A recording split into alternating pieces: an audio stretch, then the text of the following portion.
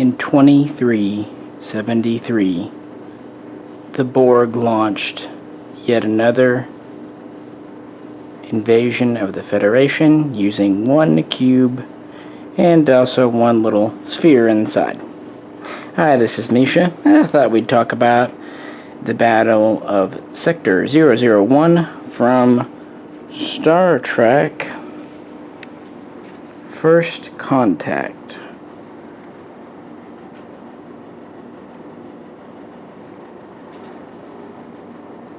Kind of one of the biggest battles we had seen on screen to that date, and featuring lots of new ships. Like I said, on the Borg, we have the Cube, which we've talked about. Hard to know size on these guys, but probably at least 100 and, excuse me, I was trying to at least get you something there. At least 3,100 meters across. Big. The size is big. That's basically what it is. Big, big, big. Against a sphere, which was inside it. When it was exploded, the sphere came racing out. And it went up against a fleet of starships. At least 30, possibly more. Some sources say like 500, but I don't think so. It's interesting, whereas with the Battle of Wolf 359, they pretty much ambushed or tried to ambush the Cube at Wolf 359 using wave attacks. Well, with this battle, they first engaged the Borg in the Typhon sector after Deep Space 5 had reported the incursion. And basically they would strike, kind of run, they would strike and retreat, kind of a running ambush as the Cube made its way towards Earth. So it seemed to be a much more effective manner because they were actually able to deal pretty significant damage. But it was still a pitched battle until the Enterprise E joined, but we'll get to her.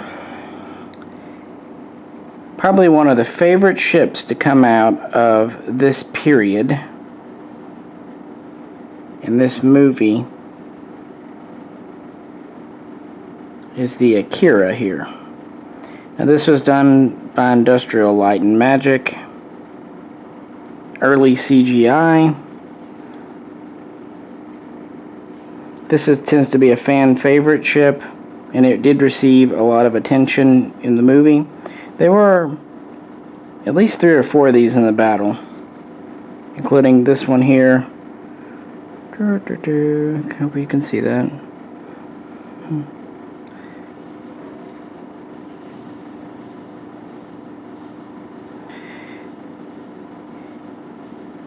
A lot of times it's said that these have tons of torpedoes. I'm sure they're well armed. This is a medium cruiser. That's what Alexa thinks about it, apparently. Anyway, it is a medium cruiser, about 450, give or take, meters long. So respectably large, respectably modern. It had obviously been in service for a little time by this time in the battle, because they had several.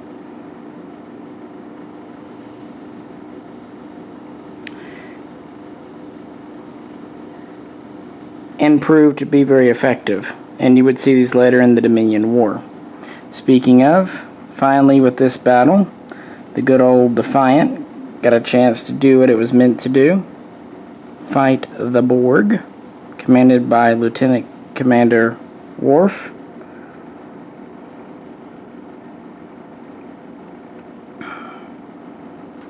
It had actually harassed the Cube throughout many sectors, improved itself, very durable. Some people complain that the rest of the Deep Space Nine crew wasn't on board. I mean, get real. I thought it was a neat way to bring Worf into the movie without too much of a stretch, and it was established in DS9 that he was given command, and if it's the Borg, why not put him in command? He's a Klingon, and he already had fought them possibly Cisco wasn't the best person to choose to put up against the Borg for obvious reasons. Plus, there's the whole Dominion Cardassian troubles at the time, so you probably want to leave him back at Deep Space Nine. Why not? I digress. But I thought it was really neat that Defiant was in it, and it held on really well, all things considered. As part of the new fleet, we also have the Sabre Class. It's a smaller ship. In fact, just a little bit bigger than the Defiant. It's about 190 to 200 meters. Relatively small crew of about 40 or 50, again much like the Defiant. And there were several of these in the battle, at least 5. This particular one is the Uss Yeager, Chuck Yeager. Sometimes it said this is a science ship. Possibly it could be made to fill that role, but it doesn't seem very sciencey. It seems like a warship, and in the Dominion War, these are used in wave attack form. Is more like little destroyers or fighters, but possibly it was capable of scientific operation. It is a Starfleet ship. Even the Defiant was capable of some minimal scientific research, so why not? It is said it has good sensors, and it's pretty well equipped with torpedoes for its size, and considering how many we saw these firing in the battle, I believe that. I believe that for sure. Quick, nimble little ship. Very compact, which means it should be relatively durable. Another one from that is the Steamrunner here. This particular model is the USS Appalachia for the Appalachian Mountains in America. This appears to be an older design, and there was at least half a dozen, about 6 in the battle, meaning they had produced them for a while. It has a very utilitarian, kind of rugged look to it.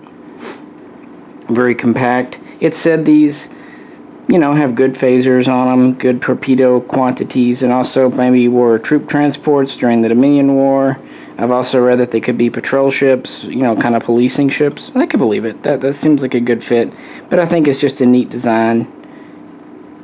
I like this model. It's got a lot of metal in it. Very simple, very sturdy feeling. It feels like just a good workaday type vessel that Starfleet might use. Probably not a science vessel, more as a transport, I would bet.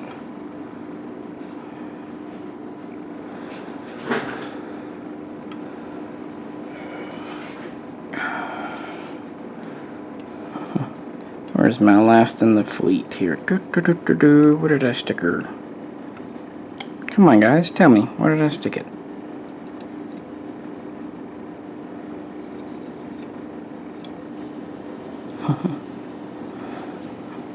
Oh, lordy. Sometimes this happens to me. I try to memorize where stuff is at, but sometimes it gets away from me.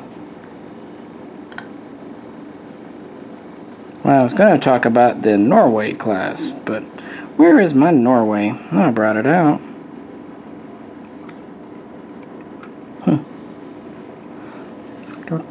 I'm sure you can see it. Hopefully you can. That means something's on the camera.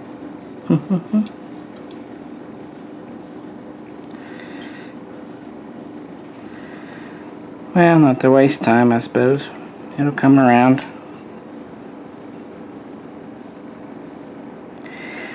Interesting ship that was also in the battle, at least some people say, is the Bozeman, which is a Soyuz class named after the Russian vessel that's still in service today after 50 years.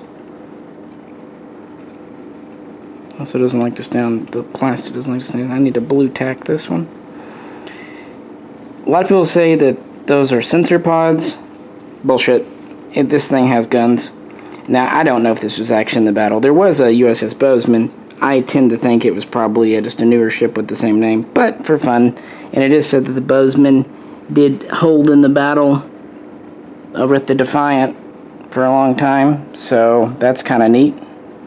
I do like this model. I'm glad they made it. You don't see many of these ever anywhere made by any company. It's just not a common one. It's not a Miranda, it's a Soyuz. Again, it has guns. Maybe that's why it was able to stay in the battle. I don't know. Phaser type pulse guns. There's also a lot of Nebula class vessels, which makes sense. We saw them in Generations still. This is kind of the medium cruiser version that complemented the Galaxy. This one has the weapons pod on it.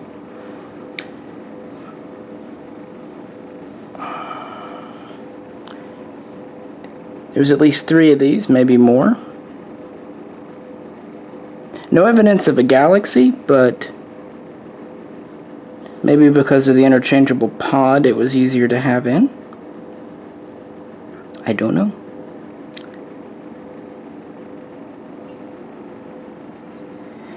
And there's also at least 2 Miranda class vessels in the Battle of Sector 001.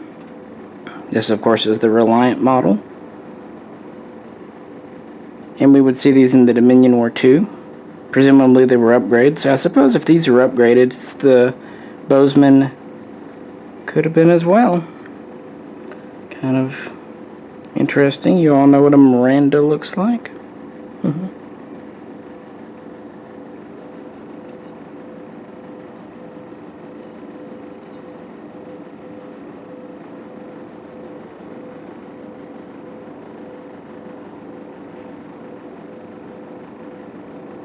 Next up, we have an Oberth.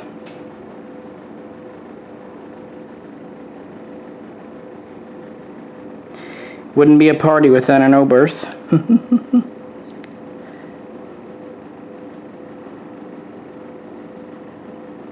There's at least 3, too, so one would presume they were using them for their sensors.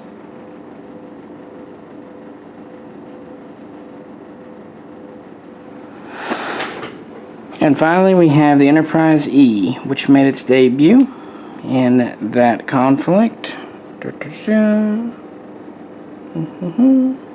Very neat design. Very interesting. This is the full-size, full-scale model, or XL. The Sovereign was nearly 700 meters, whereas ships like the Norway, the Steamrunner, were around 350, 360.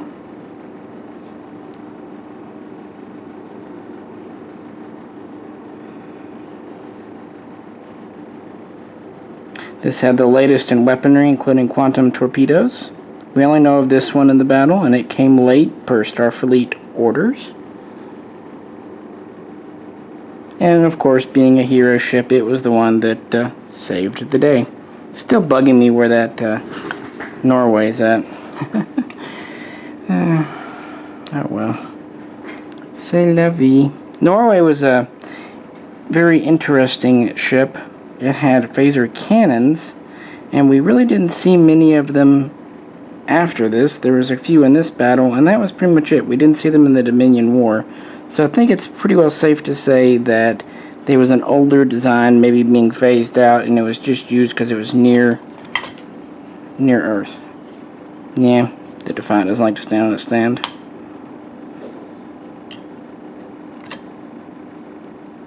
Sorry guys, I couldn't find that one. I do have it. I'd even pick...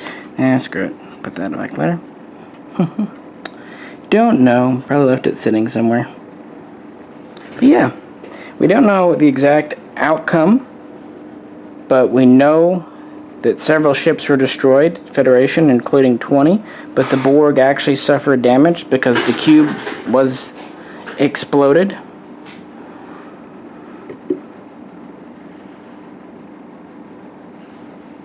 So they were more effective with these new tactics. But of course they launched the Sphere, and the Enterprise had to do its thing that way. Well, hope you enjoyed this. If you would, check out the other videos. Also, click like and subscribe. And this is Misha, and I will catch you next time. Addendum. Yeah, I found it. It was laying exactly where I thought I'd put it. I walked to pick something up and then did something else. You know how that goes, I bet. Norway class. The last of kind of the 4 new ships, not counting the Sovereign. interesting design. Kind of has a split hull thing going on in the back here. Boop, boop.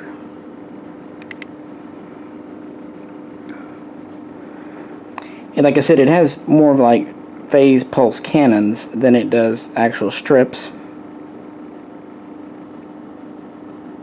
And since we didn't see it in the Dominion War, we can assume it was an older design or maybe not produced in large numbers. It's a relatively small ship, crew of a couple of hundred, maybe 3, and it's under 400 meters. The real-world reason, of course, was the mesh. The 3D mesh for it wasn't preserved properly. Like I said, these were all early digital ships. They were pretty low res and, you know, early days. So it kind of got short shrift, whereas the other 3, especially the Akira, got to go on. So yeah, I just wanted to do that to show you. Because it was bugging me, as you could probably tell. You know, you get a little extra. Now for real this time, this is Misha, and I'll catch you next time.